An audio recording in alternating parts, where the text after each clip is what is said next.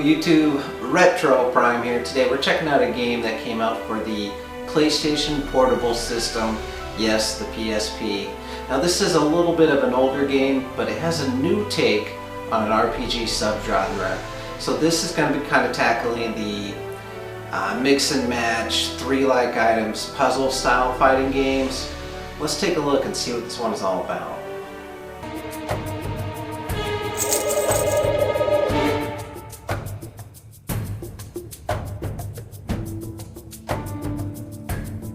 Puzzle Quest is a different style of mix and match game. It's different from things like Bejeweled and Candy Crush in the fact that you're facing off against an opponent, an AI enemy. So it's your job to gather up 3 or more swords if you want to deal damage directly to them, or if you want to start sandbagging some mana orbs and use some magic spells, you can do that too. This game is very nerdy, it's quite technical, and it's really heavily driven on back and forth MMO style questing. And I love it for all these reasons. If you want to be good at this game, or any puzzler for that matter, it's quite simple. Just follow the ABCs of puzzle games. A, always. B, C, chaining. If you can follow that, you'll do just fine.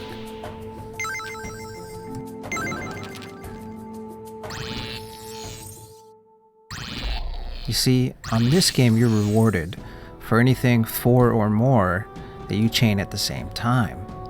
And they reward you with an extra turn. And when you're doing turn-by-turn combat, a little bit of extra time there can really make or break the battle.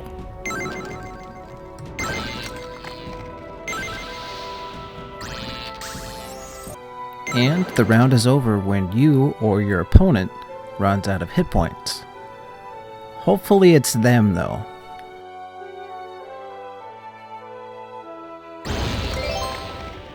You are victorious. The leveling system is great. It gives you points to attribute however you would like. This is cool because it lets you build a character in the direction you want to take it. Put all your points into a fighter? Yeah, why not? You want to geek out on a mana-driven dude? Go for it, man, right on. Or you just want to be a Scrooge and take all the monies? It's entirely up to you. There's a lot of really cool characters you're going to meet along the way. And there's a ton of enemies you're going to fight as well too. What I really liked about the enemies is that each one has its own characteristics, their own different spells. And so you want to make sure that they're not collecting certain colors of mana so that they can use those spells against you.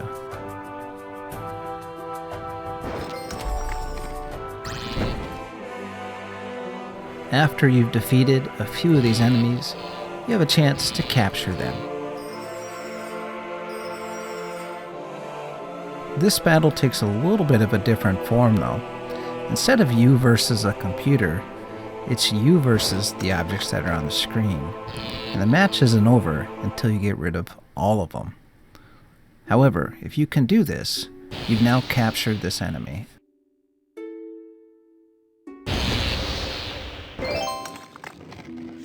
Victorious.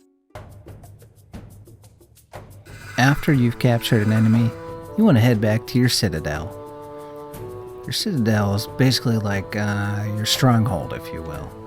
This is where you can learn new magic spells, upgrade your skills, or even train a mount.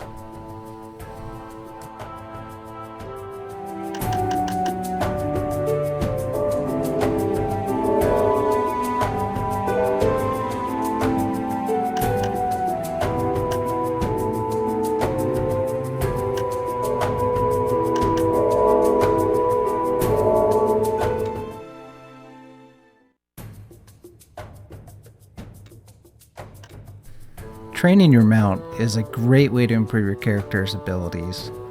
The battle for this takes place pretty similar to like a normal fight, but in this it's timed. And as your mount gets to a higher level, you get less and less time to move. This proves for some pretty impressive battles.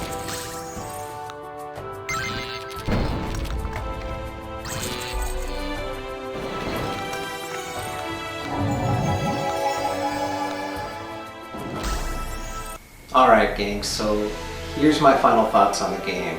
Overall, I love this game. I think it's great. I'm still going to go ahead and list a few pros and a few cons about the game as well too, just to kind of give you a better understanding of my recap, and then we'll go ahead and give it a score at the end. As always, let me know what you think about this game down in the comments below. If you played it, if you loved it, if you hate it, and please like and subscribe, and we'll see you next time for the next review. Take care.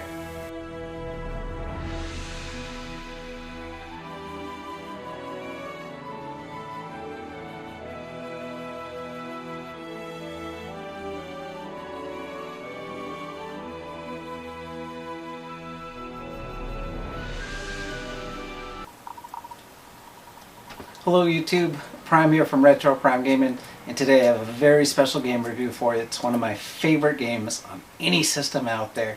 Today I'm talking about Dark Cloud 2 for the PlayStation. Now some of you who have played this might know it by another name. F***ing awesome. Let's check out Dark Cloud 2.